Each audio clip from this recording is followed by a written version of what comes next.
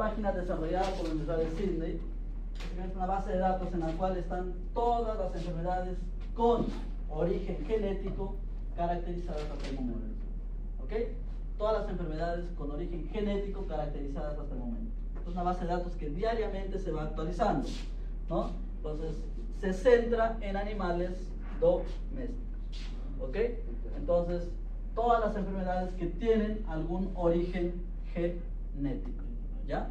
Entonces, vamos a visitar alguna de ellas. ¿Ya? Aquí en el primero, cachorritos, tiene 956 enfermedades hasta el momento identificadas. ¿Ya? Entonces, y aquí están las 956 enfermedades. Entonces, nosotros podemos, por ejemplo, esta de acá, neuropatía degenerativa.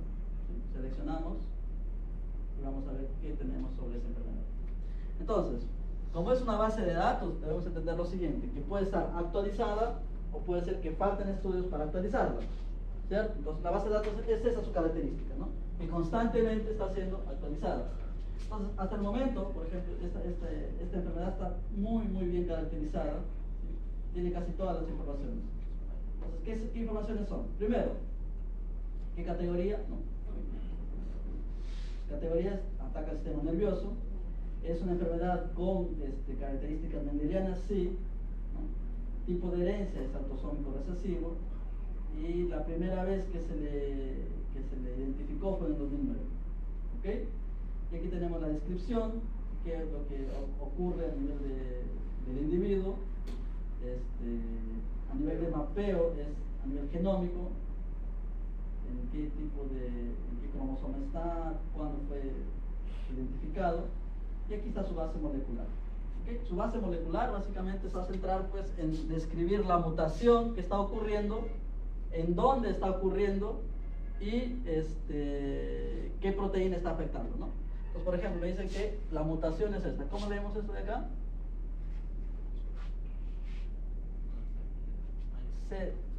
A ver, está así: C118 GA punto y coma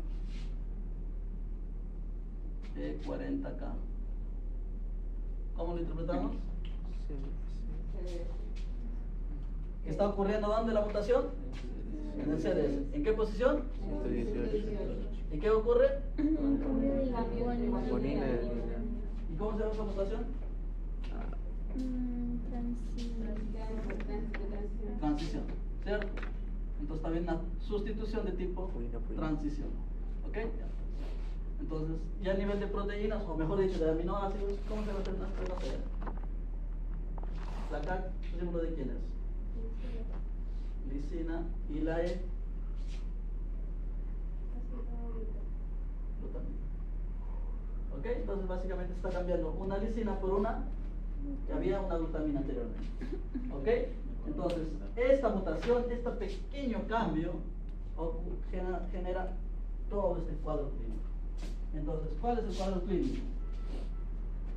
Es básicamente un individuo que no puede caminar, no puede comer, tiene debilidad muscular. ¿Ok? Entonces, todo el cuadro clínico está, la histopatología también a nivel de sistema nervioso, que tiene hay una degeneración de la mielina, ¿sí? No hay inflamación a nivel de exones, pero sí una degeneración de mielina. Entonces, si hay una degeneración de mielina, ¿qué quiere decir eso? ¿Qué pasa con las señales nerviosas? No se transmiten, pues, ¿no? Si no hay mielina, la mielina justamente sirve para que las señales nerviosas puedan tener el potencial de acción. Entonces, si hay degeneración, entonces quiere decir pues que las señales nerviosas no se transmiten correctamente. Consecuentemente, pues, tiene todo signos fisiológicos, ¿ok? Respiratorios, a nivel de incontinencia fecal, etcétera, etcétera. ¿Okay? Entonces, toda esta enfermedad es ocasionada por este signo clínico. A lo que voy, ¿esto de qué le serviría más adelante esta base de datos? Que la verdad, los veterinarios lo utilizan un montón. Llega un caso, ¿no? De un perrito que no puede caminar, que no puede despertar hace días, ¿no? Tiene signos clínicos de debilidad muscular, etcétera, etcétera. Entonces, lo primero que va a hacer es parásitos, ¿no? Algún parásito, algún parásito, tanto si es neurológico, si no puede caminar, probablemente sea neurológico, a nivel cerebro, muestras de sangre, y no encuentran nada. No hay ningún signo clínico que diga que es una infección. Entonces, ¿qué pasa? Ya fue, ¿no? Lleva al otro lado. Entonces ustedes tienen que, mira, hay una enfermedad genética que tiene todo este cuadro clínico y ¿qué podría ser? Entonces lo que tienen que hacer es una prueba para ver si es que está o no está mutado ese gen. ¿Ok? Entonces, saber si está o no está mutado ese gen para decir al final, mira, tiene esta enfermedad, es genético y por más que le coloque antiinflamatorios, por más que le coloque analgésicos, por más que le coloque antibióticos, que es lo que se hace realmente, no va a haber ningún efecto. ¿Por qué? Porque la causa es genética, pues, ¿no? ¿De qué sirve llenarle de antibióticos al pobre animal si no tiene esa bacteria que tú quieres eliminar? Entonces, para un diagnóstico exacto tienes que hacer PCR. Entonces, para hacer PCR ya te dicen, ya doctor, ok, usted dice que el gen probablemente es la superóxido dismutasa. Aquí está, ¿no? Entonces, el gen que está asociado a esta enfermedad es la superóxido dismutasa. ¿Ok? Entonces, dentro de este gen, en la posición, ¿qué posición habíamos dicho?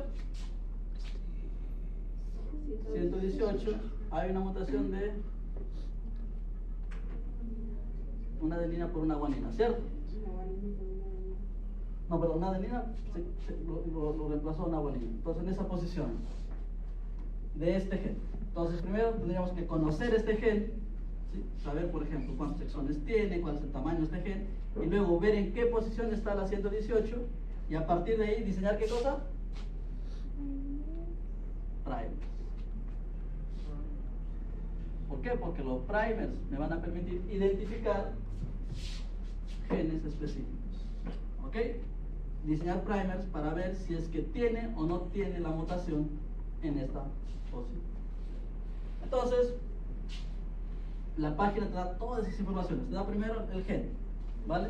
Entonces aquí, por ejemplo, es una variante. Se ha observado que tanto esta enfermedad, ahí en la parte molecular, está explicado, tanto a nivel de este gen o también de este otro gen, ¿sí?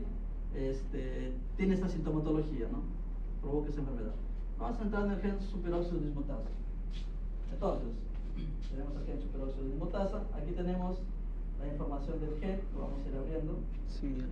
En el NCBI, lo abrí en una ventana alterna. Y aquí está el gen. ¿Ok? Gen superóxido dismutasa. ¿Cómo hago para ver el CDS?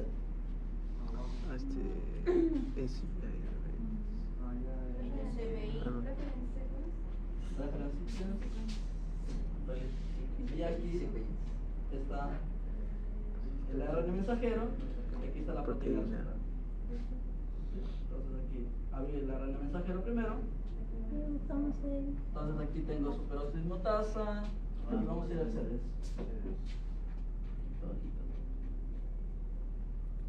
Aquí está mi CDS. ¿Ok?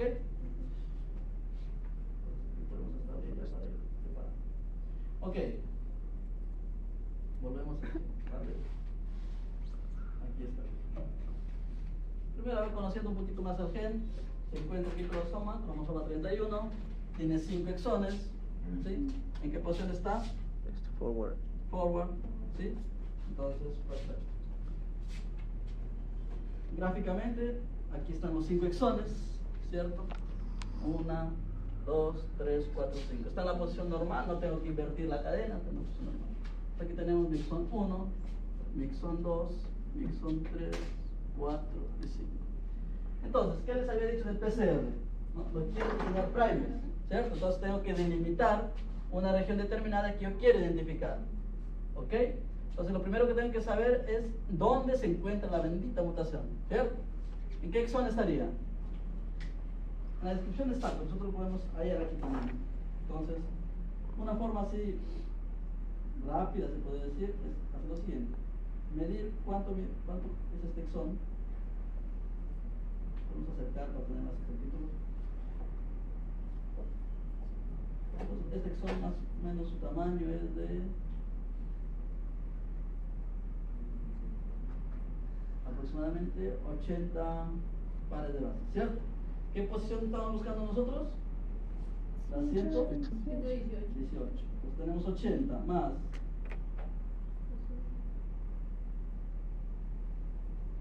98. ¿En qué posición estaría entonces? Sí o sí, en el exón 2. ¿Ok?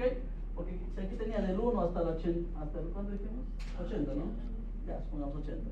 Aquí está desde el 81 hasta más 88, ¿cuánto sería? 160. ¿Cierto? Aquí sería 81, aquí sería 160. Entonces sí o sí está ahí. ¿Ok? Sí o sí está en el exón 2. Algunos ya lo tienen bien caracterizado si te lo dicen aquí en la base molecular. No, aquí te lo dicen, exón 2. ¿Sí? Entonces, pero no todos lo tienen bien identificado, ¿ya? Entonces, pero es fácil sacar en qué exón está la mutación. Se hace la posición del CDS, automáticamente hace un aproximado, no necesito saber lo exacto en qué exón está. Entonces, ya sé que está en el exón 2, ¿ok? Sé que la mutación. ¿Qué tengo que hacer ahora? Diseñar primers que me delimiten eso. Es decir, el primer tiene que estar aquí y el primer tiene que estar aquí. Recuerden que eran dos primers, ¿cierto? Entonces tienen que delimitar en esta área y en esta área, tal que luego amplifique solamente esto, ¿sí? Hago PCR y luego identifico si tenía o no, en esa posición tiene la A o la G, ¿no? Si es la A, normal. Si es la G, tiene la mutación, ¿ok? Entonces eso tengo que hacer primero PCR y luego ya secuenciamiento para identificar las bases exactas. ¿Ok, chicos? Entonces, ¿cómo haríamos los primers? Los primers simplemente seleccionar las áreas blanqueantes y el algoritmo, el programa con un algoritmo específico te lo va a sacar. ¿Ok? No cuesta nada del otro mundo. Entonces, acercamos un poquito, centrándonos siempre en el exón 2 y aquí es.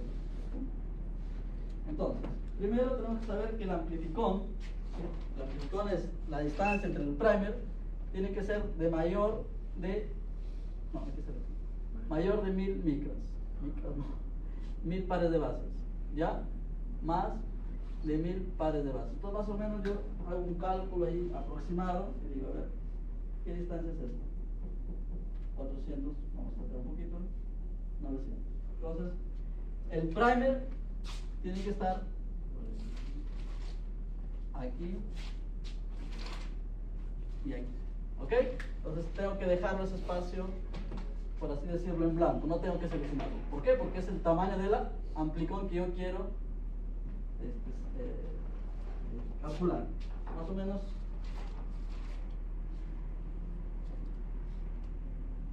selecciono por acá, quiero el primer que esté en esta parte y selecciono acá también. Entonces el primer va a estar en esas dos secciones flanqueantes, en cualquier de este lugar, ¿sí? O en cualquier de este otro lugar. Y lo que hago es al programa decirles diseñar primer, ¿no? Clic derecho, blast, primer blast. Entonces voy nuevamente blast, primer blast, este de aquí va a estar en un video, ¿vale? Les voy a enviar. Pasito a pasito. Entonces básicamente aquí tenemos las condiciones. Entonces, como primera, darlo por default, ¿sí? Dar los resultados por default y luego ya ir ajustando.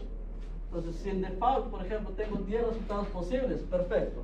Luego ajusto un poquito más para ver mayor especificidad, ¿sí? Pero primero por default, a ver qué le sale. Y obtener primers, ¿vale? Entonces simplemente repito, seleccioné la zona flanqueante de mi gen de interés, ¿vale? Coloqué primers selection y por default estoy diciendo que me obtenga los primers. ¿Ok? Entonces voy a demorar un poquitito. Esperamos. Entonces, el producto final, ¿qué consiste? Yo les voy a dar enfermedades, ¿vale? Les voy a dar varias enfermedades a cada grupo. No, una enfermedad a cada grupo, ¿no? Entonces, lo que ustedes tienen que hacer, lo primerito, verlo en omega, ¿sí? Hay algunas enfermedades que están bien caracterizadas, como la que vimos, y hay otras que no. Miren, por ejemplo, esta de acá me imagino que no, ni siquiera el gen está identificado. No. Sí está. No está totalmente. Miren, aquí, por ejemplo, no sé que se sabe que es una enfermedad que es con base genética, pero probablemente sea una de lesión, una base genética mucho más complicado de caracterizar, porque no me dicen la variante. ¿Okay? Entonces, aquí está ya ven, creo que ya es una de lesión. Vamos a la otra enfermedad. Salazario. También tiene su base genética, también tiene su molecular. Esta es una enfermedad también que cuando no está caracterizado así, quiere decir que ha habido una lesión o una inserción, ¿no? Entonces, cuando es de lesión o inserción, es súper más complejo, ¿no? Porque aquí, por ejemplo, dicen una lesión de por lo menos 20 pares de bases, una inserción de por lo menos 20 pares de bases, vamos posicionando esa enfermedad. Vamos a ver otra que no se tan caracterizada. Generalmente en esta página hay mucho énfasis en animales domésticos, ¿ya? Por eso es muy utilizado por veterinarios, principalmente veterinarios de áreas clínicas de bancos de compañía, que tienen mucha enfermedad ya caracterizada por eso. Por ejemplo, la miotonía, que es bastante común. Hay otro dato que es la prevalencia, ¿sí? Por ejemplo, la prevalencia tanto en Europa, ¿no? Que son los estudios, o en Estados Unidos, que es lo que más estudios hay. Pero la miotonía igual, el gen involucrado es ¿dónde está viendo? Pues aquí tenemos variantes, o sea, no solamente una mutación origina la miotonía, varias mutaciones que puede ser de tipo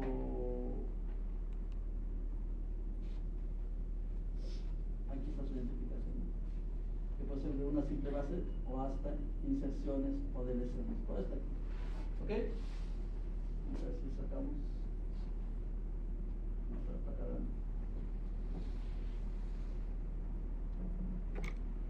Ya, esa de aquí la que decía, ¿no? No todas las enfermedades están totalmente caracterizadas, ¿no? Por ejemplo, esta de aquí simplemente no se sabe nada de ella, ¿no? Pero se sabe que tiene origen genético, ¿no? ¿Por qué? Porque se ha visto que es heredable. Pero ¿qué lo está causando? Pues aún no se sabe.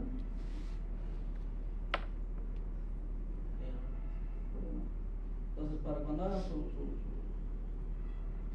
¿qué van a hacer? Primero, les voy a dar la enfermedad. Pongamos esta de acá. Primerito van a ir, ver que está la enfermedad de acá. Todas estas informaciones las van a sacar, las van a colocar en la monografía, pero obviamente pues, ustedes van a agregar más, ¿no? La patología, mientras las 4 líneas, ustedes ya pueden ir a ahondar mucho más que figuras, casos clínicos que se han observado. Ustedes en la monografía, ustedes tienen que hacer todo lo mejor posible.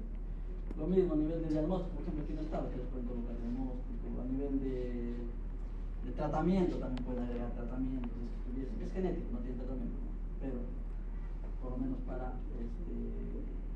minorar la sintomatología. Y aquí está. ¿Ok? Entonces, esos son los resultados. Como les decía, son 10 pares de primers, y la idea de cuál es, de los primers, flanquear lo que yo quiero, ¿no? Todos los 10 pares de primers están flanqueando, ¿sí? Están delimitando.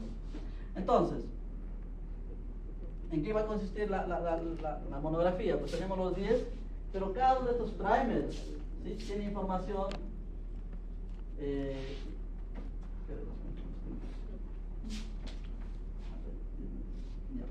Cada uno de estos primers tiene informaciones como cuáles. Está aquí. ¿Sí? Entonces, primero, son siempre por pares, ¿vale? Cuando hablemos de primers, siempre forward y reverse. Jamás, cuando hablen de primer, digan, tenemos un gen tal, existe el primer forward, ¿no?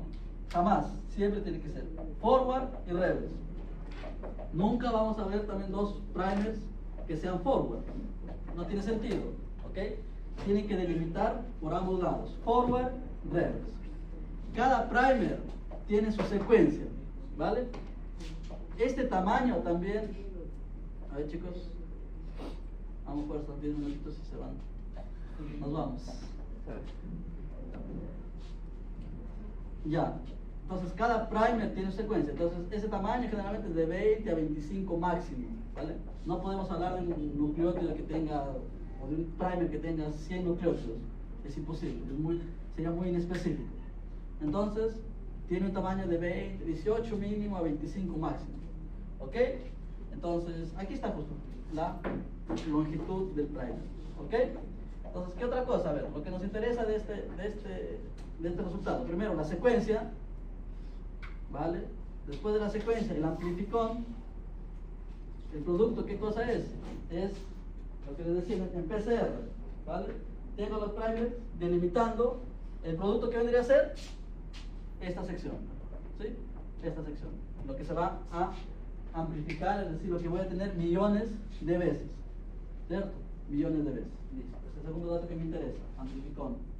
Luego, ¿qué más? Secuencia, amplificón, longitud, ¿sí? Longitud de cada uno de los primers y temperatura de medio. Y además, la cantidad de guanina y citosina. Primero por lo fácil. Guanina y citosinas, básicamente, ¿cuántas guaninas hay? Perdón, ¿cuántas guaninas y citosinas hay respecto al total? Entonces aquí, 1, 2, 3, 4, 5, 6, 7, 8, 9, 10, 11. 11 de 21 representa el 22.38%. ¿Ok? Lo mismo aquí. Te cuentan y aquí te lanzan el dato, ¿no? No necesitamos contar. Entonces, lo recomendable es que sea de 40 a 60%, ¿vale? Entonces, guaninas superiores al 60% no es bueno. Guaninas y citosinas menores al 40% no es bueno. ¿Ok? Entonces, luego tenemos la temperatura de Meltzer, que es la temperatura en la cual este primer se va a unir a la cadena MOL. ¿Ok? Que también tiene que ser, entre ambos tiene que haber poco rango, máximo 5 grados de diferencia. ¿Ok? Entonces, y luego está lo que es estructuras secundarias, que hay un programita para ver eso, ¿no? Que en el video les voy a colocar. Es un programa en el cual yo tengo esta secuencia de acá.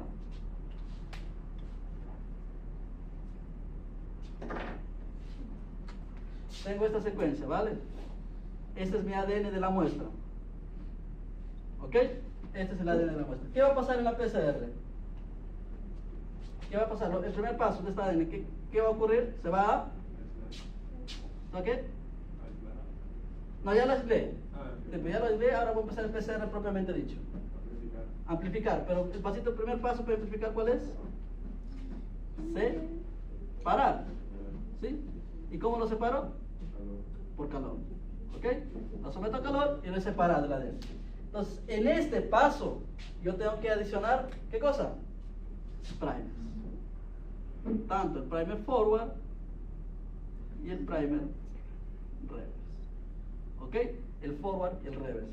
Tal es así que van a permitir que la polimerasa pueda sintetizar la cadena.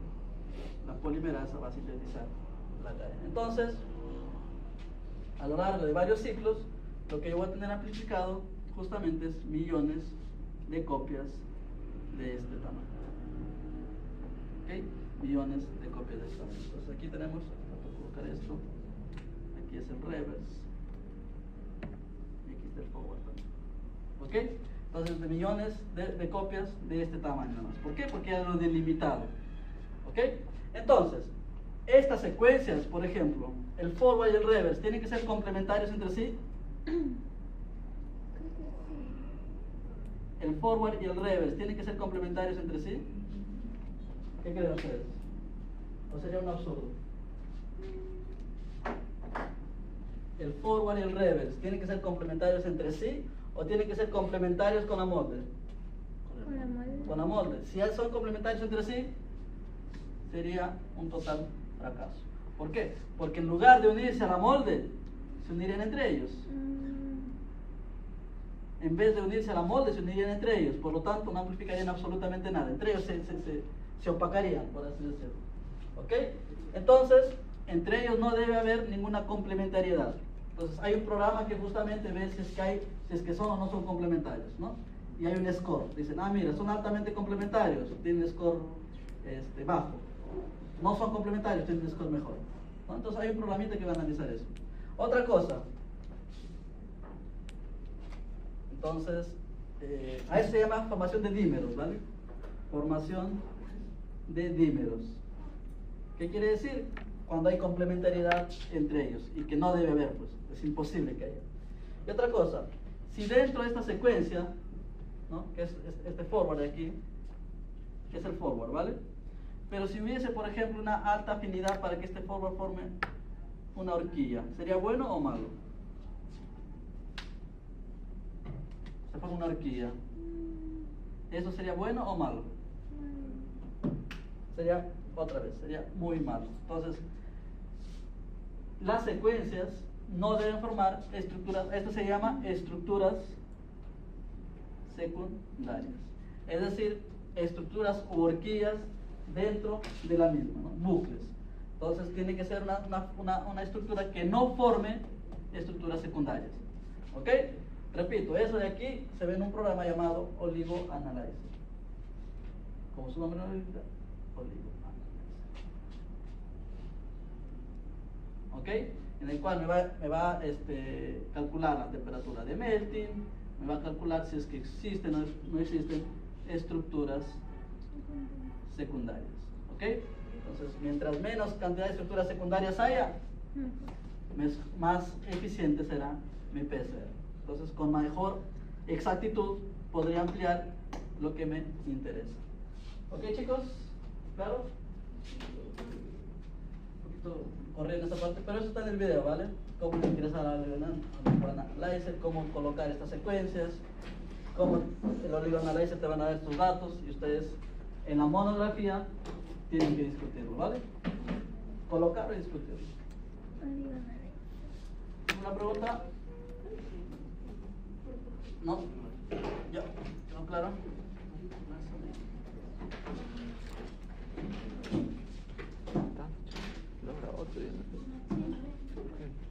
Por si no me acuerdo.